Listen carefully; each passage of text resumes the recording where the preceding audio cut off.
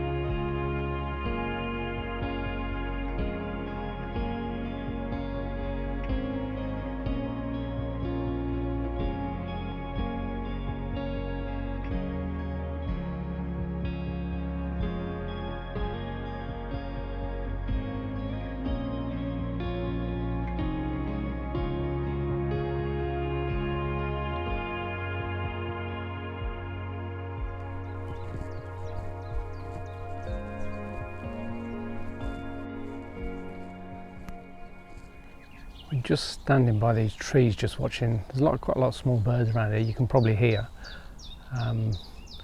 sedge warblers, goldfinches, chiffchaffs, all sorts of little stuff around.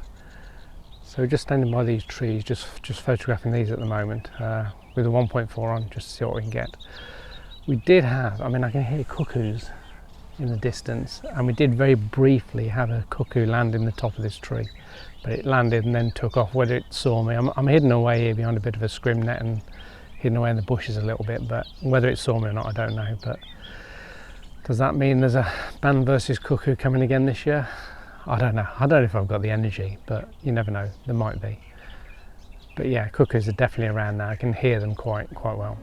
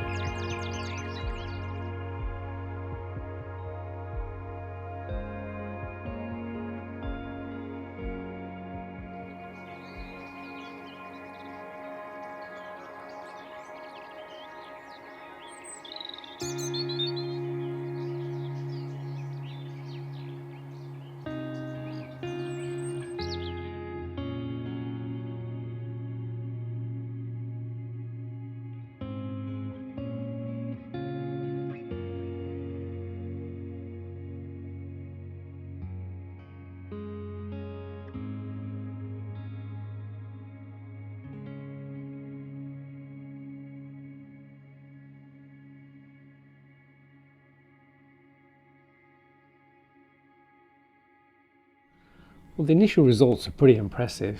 You know, we're having to use something like topaz to reduce the noise when we're shooting at really high ISO, but it's not causing any issues. You know, we're getting some good sharp images, I have to say, and I definitely didn't get that with the 1.4 on the old EF lens, but this is performing really well.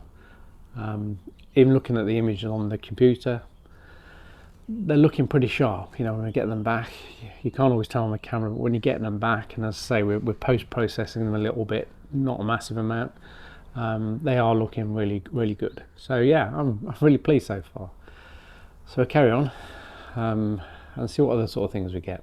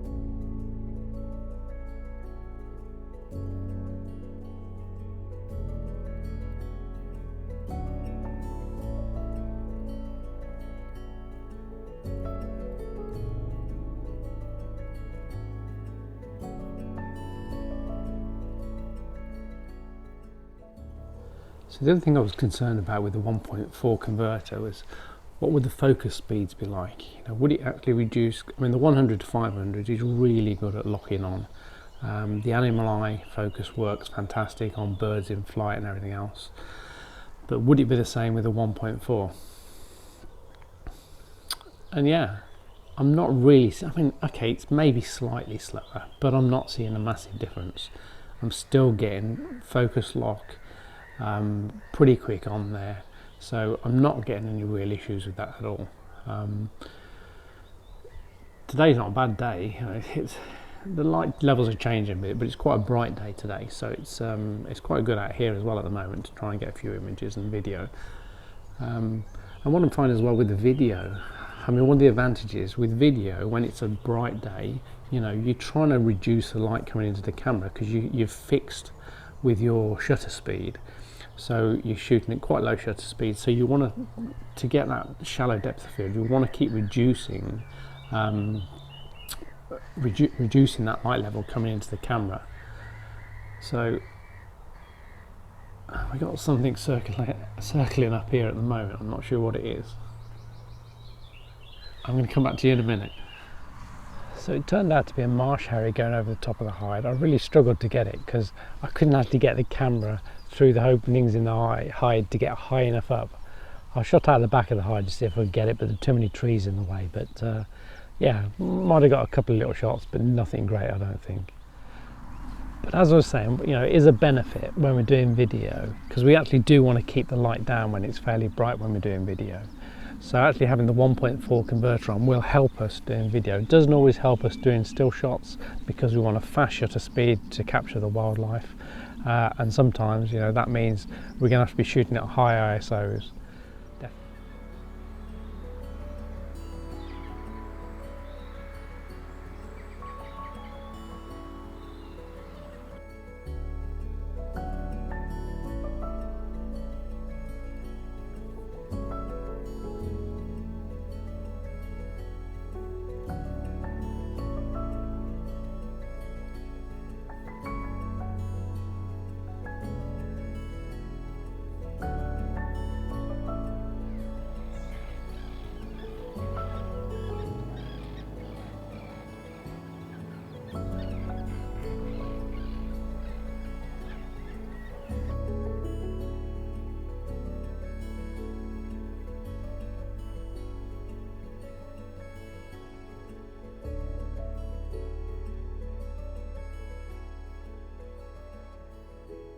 But generally, you know, I'm really pleased with the way this has performed.